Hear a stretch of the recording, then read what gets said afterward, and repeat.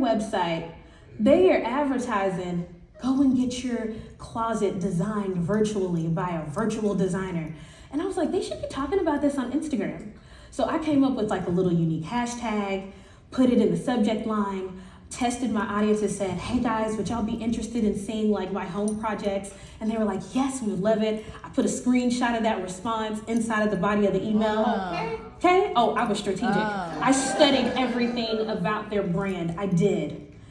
They responded back within 15 minutes. I was on a phone call with them 3 days later. Signed a contract within less than 15 days. That one pitch email has landed me a 6-part commercial with them, multi-6-figure contract with one brand.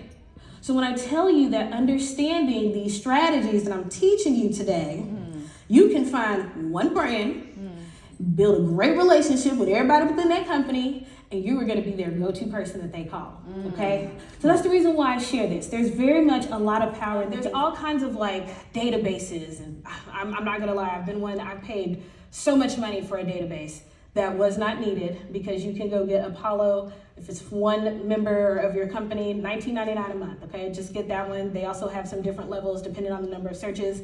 But anytime you're on LinkedIn, when you go and do a search, instead of you having to go to Apollo and do that search, it'll pop up all the information that you need to know. There's over 14,000 employees.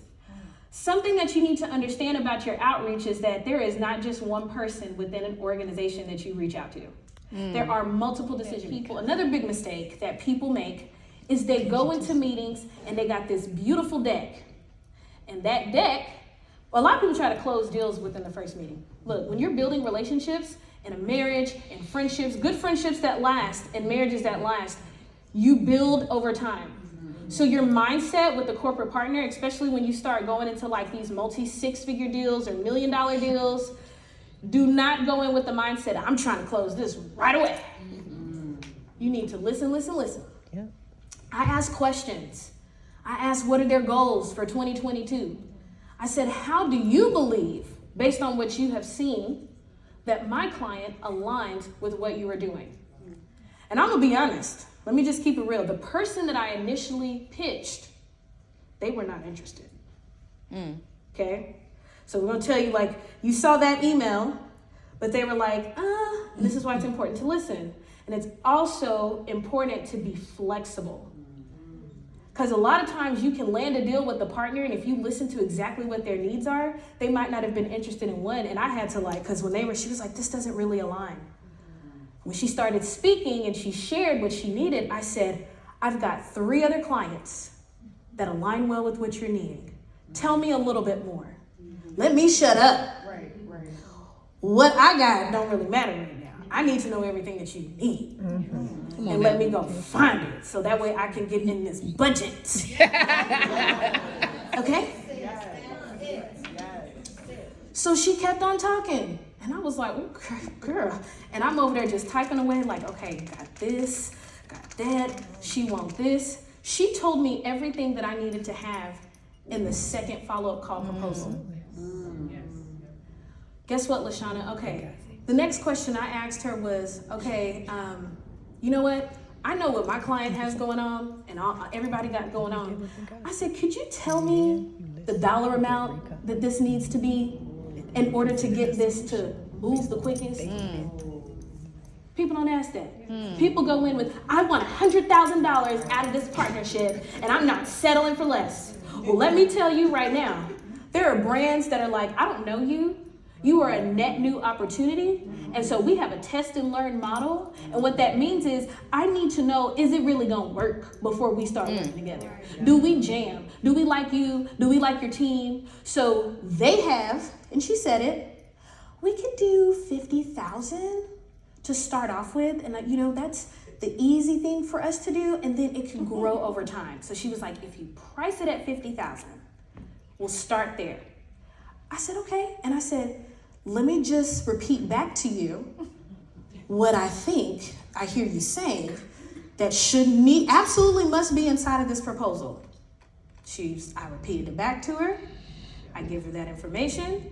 She said, that's it. And I said, okay, are there any other stakeholders? Because now I want to make sure before we hop off this phone, we're going to go ahead and agree on a date for us to meet. And she said, hey, I'm going to be out of town. And I'm not going to be the final decision maker. There's 2 other people that you need to talk to. So let me talk to them first.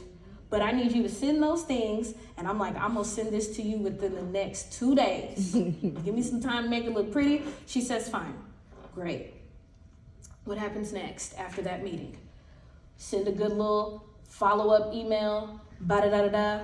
Here's the deck. Also, it has everything that she told me needed to be in there. Boom, boom, boom. She's like, I'm already spoken with this person and they're very excited about it. I'm going to connect you. So now I'm being connected to other stakeholders. Because I see something that happens with they accept the calendar invite. You've got clear next steps and you're being very intentional about asking for those timelines. Because me, I was like, okay, I know I don't want to close it in the first call, but I at least want to know by second call where they stand. By first call, I'm really just building that relationship, seeing if there's alignment, making sure that we good. Because sometimes you might hop on that first initial call and you're like, I really don't want to work with them.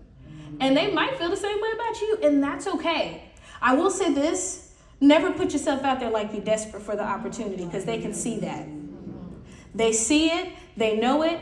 I'll tell you, and I wasn't planning on sharing this, I love sharing stories from the decision makers, because we did a series and we had Discover, and she said we intentionally don't fund a project 100%.